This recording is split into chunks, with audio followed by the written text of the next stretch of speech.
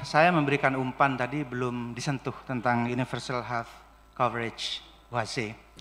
Saya kebetulan untuk Pansus Social Safety Net itu kita ikut di Jakarta, bagaimana konsepsinya pada waktu itu, dan ini sangat penting pada masa-masa rentan dan krisis. Nah, mungkin Bondowoso tidak sedang dalam masa krisis, tetapi kondisi Bondowoso dengan modal yang kuat itu sebetulnya sekarang perlu akselerasi, dan kita mulai dari titik yang seperti tadi terkait angka partisipasi yang tinggi tetapi buta huruf juga tinggi. Ini kan sesuatu yang bisa jadi apakah salah urus atau masyarakatnya belum kompak atau bagaimana. Kalau kita bersatu insya Allah bisa, itu kita sinkronkan. Nah, ini tanggapannya tentang UHC gimana nih Mas Bambang? Terima kasih ya. Masih ada waktu Bapak? Masih ada waktu? Boleh ngajukan 2 pertanyaan? Satu pertanyaan Bapak. Ya, kalau 1 pertanyaan sudah cukup. Oke, baik, cukup. Waktu cukup. Bisa di-reset. Mohon tenang, hadirin mohon tenang. Kita akan memberikan kesempatan kepada paslon nomor urut 2 untuk dapat memberikan jawaban atas pertanyaan yang telah disampaikan. Waktu Anda 2 menit dimulai sejak Anda berbicara, silahkan. Terima kasih, Pak Hamid. Pertanyaan yang sangat bagus. Terkait UHC, Universal Health Coverage, itu dilakukan di Bondowoso sejak tahun 2023, sejak zaman kepemimpinan Kiai Salwa Arifin. Dan itu memang sebenarnya untuk mengcover masyarakat justru yang tidak mampu dalam pelayanan kesehatan. Dan kebijakan Pak Bupati saat Kiai Salwa Arifin, karena kami waktu itu sebagai ketua tim anggaran, itu memberikan kemudahan-kemudahan kepada masyarakat bahwa ke pusat-pusat pelayanan cukup dengan menggunakan KTP. Itu sebenarnya, dan inilah yang sebenarnya yang harus kita lakukan, memberikan pemahaman kepada masyarakat, bukan dibodohi bahwa sebenarnya dengan cukup dengan KTP semua akses kesehatan sudah ditanggung oleh pemerintah daerah. Itu sebenarnya. Oke. Terima kasih. Bisa dilengkapi oleh calon wakil bupati. Waktu masih tersedia. Jadi seperti yang disampaikan, kedepannya UHC ini juga akan kita optimalkan kembali dengan program kita, yakni Dikdaya, digitalisasi data dan sumber daya. Artinya KTP itu bukan hanya sebagai kartu kependudukan saja, tapi bisa diakses, bisa dibuat untuk mengakses kesehatan, berbagai macam akses bidang yang lain. Sudah cukup? Baik, terima kasih. Sudah dinyatakan cukup jawaban. Jawaban sudah diberikan. Kami memberikan kesempatan kepada paslon nomor 1 dapat memberikan tanggapan atas jawaban tersebut. Waktu Anda 1 menit 30 detik. Sejak Anda berbicara, silahkan. Baik, terima kasih sudah mendukung Rahmat dalam Jamin Segar.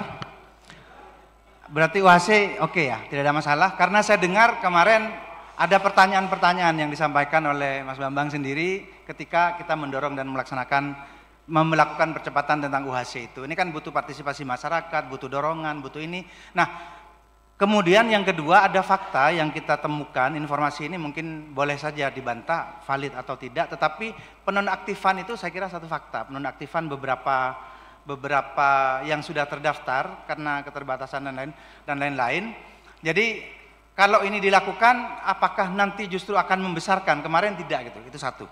Yang kedua terkait dengan komitmen Rahmat, saya kira kita ini dasar sekali sebetulnya. Kelas 2 itu ya kelas dasar, walaupun nanti BPJS tidak akan ada kelas.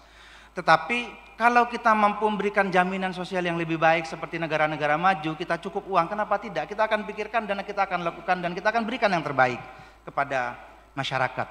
Termasuk misalnya di perbatasan itu perlu ada peningkatan puskesmas-puskesmas yang sudah punya rawat inap. Kami memikirkan rumah sakit perbatasan yang selama ini membuat akses sulit masyarakat untuk ke tengah, lebih mudah ke kabupaten lain misalnya, itu mungkin kenyataan yang nanti akan kita lakukan, kita perbaiki. Nah, tentang UHC ini kalau masih ada kesempatan berkomentar boleh dikomentari lagi, tapi kalau tidak ya kita ambil kesimpulan. Waktu habis. Mohon tenang, harap tenang karena kami akan kembali memberikan kesempatan Harap tenang.